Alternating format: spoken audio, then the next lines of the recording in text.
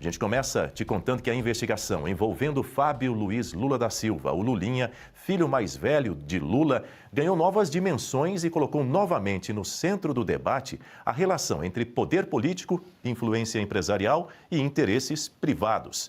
Novas mensagens obtidas pela Polícia Federal arrastam o presidente Lula para o centro do escândalo envolvendo o filho Lulinha e a lobista Roberta Luxinger. As informações foram publicadas nesta quinta-feira pela revista Veja. Ainda de acordo com a PF, o empresário Fernando Bittar também fazia parte do grupo. Bittar ficou conhecido na época da Operação Lava Jato por ser dono daquele sítio, o sítio Santa Bárbara, em Atibaia. A conexão do trio, de acordo com a PF, é reforçada pelo grupo de WhatsApp intitulado Musaranhos, que eles possuíam para discutir as investidas junto ao governo. Lulinha e Bittar eram os musos. Roberta era a musa. O relatório da PF identificou Roberta como a responsável por fazer a ponte entre o grupo e pessoas estratégicas do setor privado e da administração pública, inclusive com um suposto acesso ao Palácio do Planalto. Em uma das mensagens, a empresária Roberta Luxinger trata sobre a venda de medicamentos à base de canabidiol ao governo Lula. Nas conversas, ela trata da divisão dos valores do contrato e cita o advogado Otto Medeiros, amigo do ministro do Supremo Tribunal Federal, Cássio Nunes Marques. A minuta do contrato previa uma remuneração de 20% do faturamento. Em conversa com Gustavo Gaspar, Roberta demonstra preocupação com a divisão desse dinheiro e com a participação de Otto Medeiros. Otto Medeiros havia sido indicado por Roberta para prestar serviços jurídicos no negócio. O advogado já tinha relação profissional com Lulinha, que foi quem apresentou Otto à empresária. Apesar do que Roberta afirmou na conversa, Cássio Nunes Marques negou ser ou ter sido sócio de Otto Medeiros. O ministro confirmou que é amigo do advogado e informou que se declara impedido nos processos em que Otto atua no Supremo. Otto Medeiros não quis se manifestar.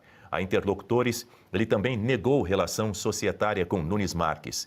Em outra conversa com Gustavo Gaspar, ex-assessor do senador Everton Rocha, Roberta fala sobre a proximidade com o presidente Lula e cita uma sociedade com Lulinha e Fernando. Abre aspas, Roberta diz o seguinte: sabe, fui das poucas pessoas que Lula chamou e perguntou, escolhe onde você quer fuçar.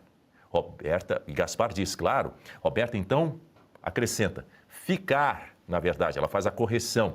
Gaspar diz, aquela empresa é para dar resultado. E a Roberta diz, eu disse, onde eu estou, na minha sociedade com Fábio e Fernando. Roberta diz também, pronto. E aí o Gaspar diz, um cara foda da Faria Lima. Gaspar então diz, próximo de vocês. E a Roberta acrescenta, tô em cargo nenhum e ando onde eu quero. E diz também, Fefe, Fábio e eu somos uma coisa só. Se um fala vai, todos vão. A gente é mesmo irmão, sabe? E a Roberta também diz o seguinte, Fábio não faz nada. E diz, ele só entra em campo quando precisa. Tem que se preservar. Aí, num outro diálogo com Gaspar, a Roberta fala sobre a meta financeira que tinha para aquele ano. Gaspar começa a mensagem rindo, dizendo, deu sono agora. A Roberta fala, eu quero 100 milhões esse ano. O Gaspar ri mais um pouco. A Roberta diz, para mim. O Gaspar diz, tá desmotivada? Perguntando. Aí o Gaspar manda mais uma série de risadas, kkkk, enfim, ela fala, eu sou modesta. A defesa de Roberta criticou a divulgação de informações de uma investigação sigilosa e cobrou a apuração dos supostos vazamentos. Guta Pini, quero começar ouvindo você. Essas mensagens mostram especial interesse no Ministério da Saúde. Ainda de acordo com a Veja, coube ao Marcola, o ex-chefe de gabinete de Lula, marcar uma reunião entre a lobista e Swedenberger Barbosa, então secretário executivo da pasta. Essa reunião, segundo a publicação, só aconteceu depois da interferência de Lulinha.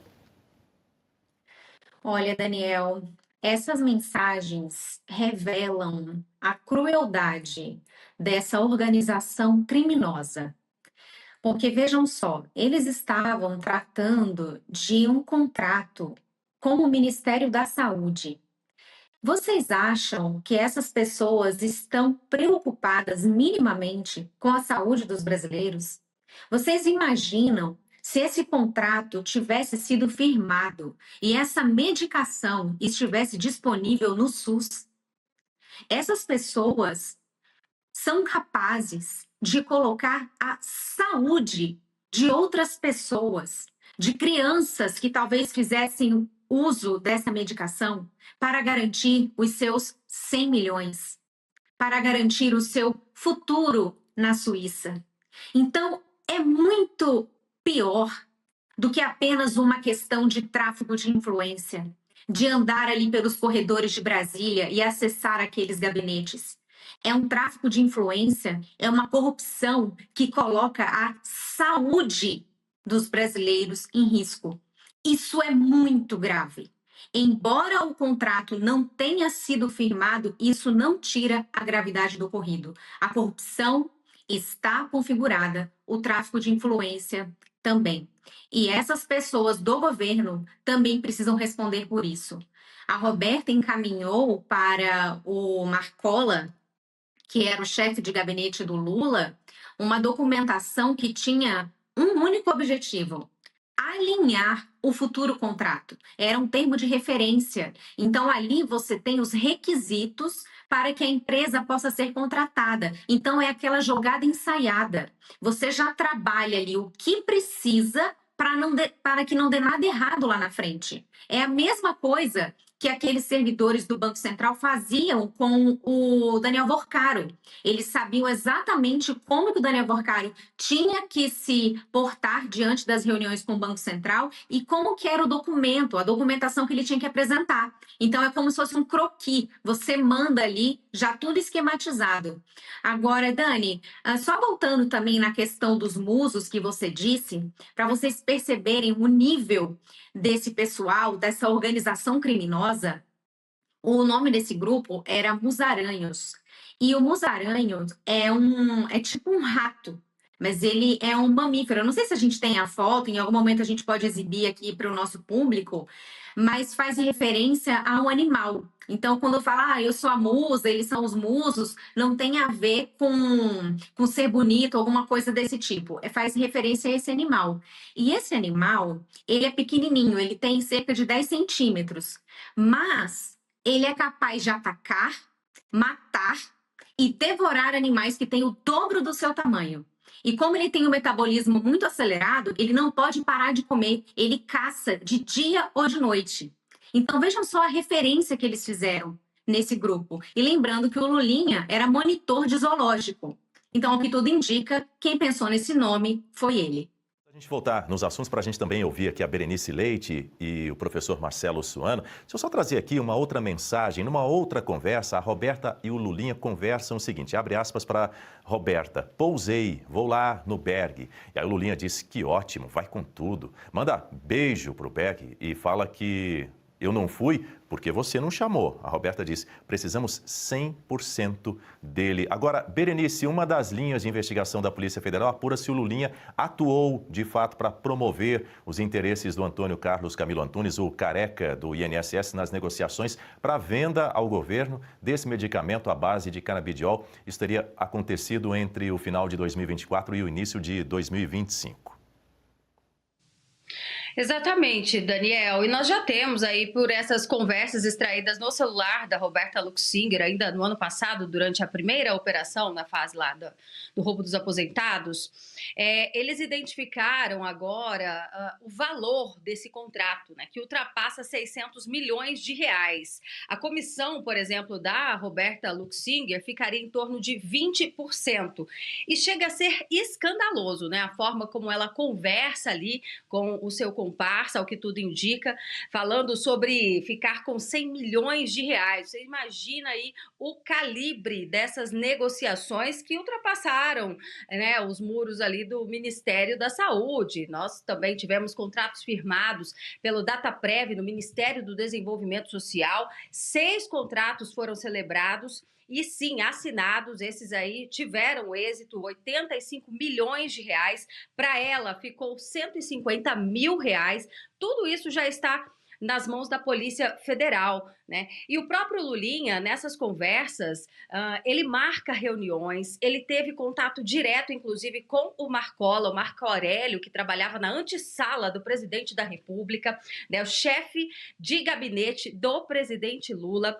E o Lulinha também orienta a Roberta Luxinger a emitir uma nota fiscal com relação ao Dataprev. Quer dizer, ele dava as coordenadas. A própria Roberta Luxinger, nós mostramos aqui no início do jornal, que na conversa com o ex-assessor do senador Everton Rocha, ela fala ali para ele que o Lulinha só entra em campo quando é preciso. Né? Então, nesses momentos da parte burocrática, quando ele orienta, olha, tira uma nota fiscal para você receber a comissão do Dataprev, né? Tá mais do que caracterizado, né, a atividade de lobby e de corrupção, porque ela está cobrando por ter firmado, por ter sido a ponte entre o Ministério, a pasta que tem ali o Dataprev sob o seu guarda-chuva, e o empresário da Trituft, que foi quem firmou o contrato. É por isso que essas empresas entravam em contato com ela, porque era certeza, né? Era quase uma certeza de que o contrato seria fechado, afinal, ela representava ali os interesses do presidente,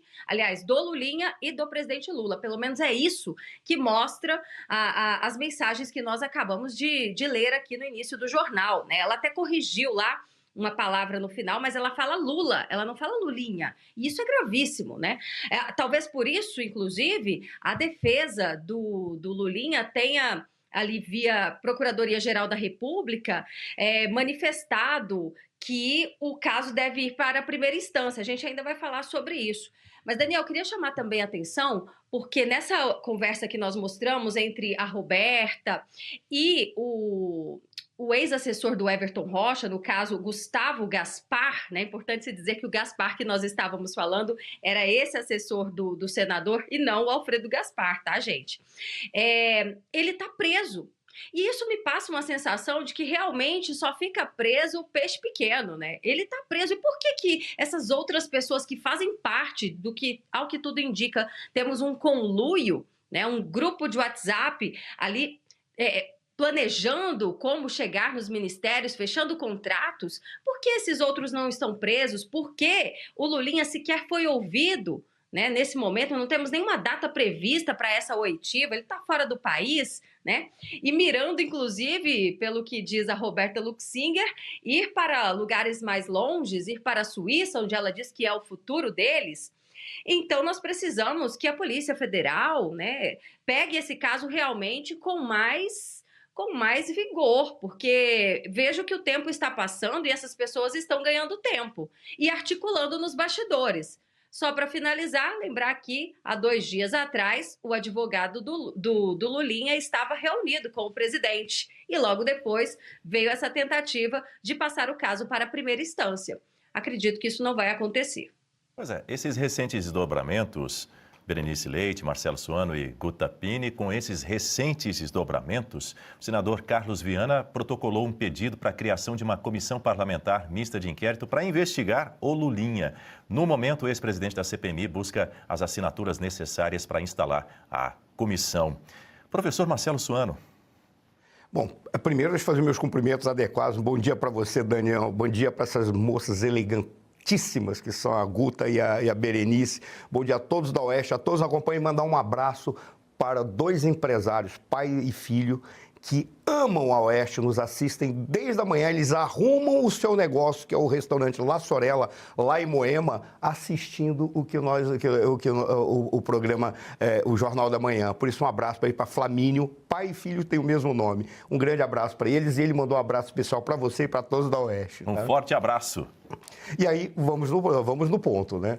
Eu vou ser muito direto e objetivo, porque o que nós temos, ninguém é impedido, não existe nenhum crime, um indivíduo simplesmente ter um grupo de amigos que tem um empreendimento, que eles apresentam para o governo buscando de alguma forma ter relacionamento ou apresentar os seus projetos. Não tem nada de errado nisso, só tem errado quando é feito de uma maneira ilegal, como ele é feito por intermédio do tráfico de influências, quando é feito para pegar as reservas que os ministérios têm. Isso não é falado para ninguém. Os ministérios, eles têm reservas financeiras específicas, não são reservas, na realidade tem um determinado segmento de recursos do orçamento nos ministérios que permite que eles possam utilizá-los para determinados projetos, muitas vezes sem a necessidade de jogar para as licitações ou para a concorrência, para que seja disponibilizado para todos aqueles que possam apresentar projetos adequados, muitas vezes buscando o menor preço. Então, parte desses, entre aspas, lobistas, eles olham exatamente para esses fundos, para esses recursos. E é curioso como eles sabem como isso funciona. Por qual razão? Primeiro, o Marcola era do gabinete do Lula. Segundo, a Roberta é amiga do filho do rapaz, ok? Logo, ela consegue ter acesso ao pai do filho do rapaz, porque não é, afinal de contas, esse é o objetivo deles, ter acesso ao pai do filho do rapaz, que não precisa nem dar uma ordem, basta ele olhar e balançar a cabeça para dizer que é amigo, está lá, faz parte. O ponto é simples, o que tem que ser identificado é qual é o vínculo que tem para sucesso em determinados empreendimentos e propostas com relação aos ministérios a partir do gabinete do presidente da República ou da anuência do presidente da República, que basta ter uma comprovação de que ele sabia para ele, no mínimo, ser acusado de prevaricação. Com todo o respeito.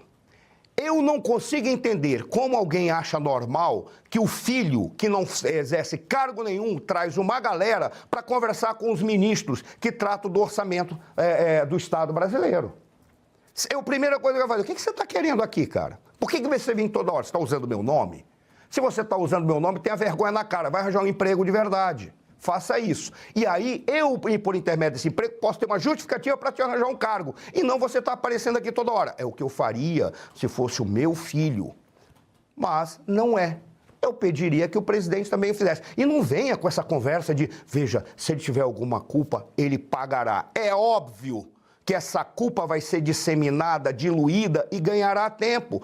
Tem um dado para encerrar, que foi que a gente tem que trazer em consideração também. O advogado do Lulinha é o chefe da campanha do Haddad e do Lula em São Paulo. Não é qualquer um. É o cara que está dizendo, nós vamos trabalhar para que ele seja reeleito. Ponto. E aí, por cima, é o advogado do filho do rapaz. Pelo amor de Deus, isso é brincadeira. É só dar tempo para a Polícia Federal, mais do que tempo, dar condições para que a Polícia Federal conclua isso e dê blindagem para os agentes, para que eles não possam ser transferidos, seja para o Alasca, seja para a Sibéria, seja para a base do cachimbo, enterrados lá, porque eles podem estar sabendo coisas demais ou descoberto aquilo que não deveria ter sido descoberto. Já saiu na grande mídia. São mais de 10 bilhões de reais esquecidos para serem sacados pelos brasileiros. Foram 4 dias organizando e logo já entrei com a solicitação e, na sequência, já me veio o retorno. R$ 8.517 que estava lá parado. E era meu. E isso é só a ponta do iceberg. São 7 brechas ocultas no sistema que você pode resgatar. A menos que você queira fazer doação para esse governo, precisa ver antes que o prazo acabe. Para você descobrir, deixei o link aqui embaixo e um QR Code na tela. Acesse agora.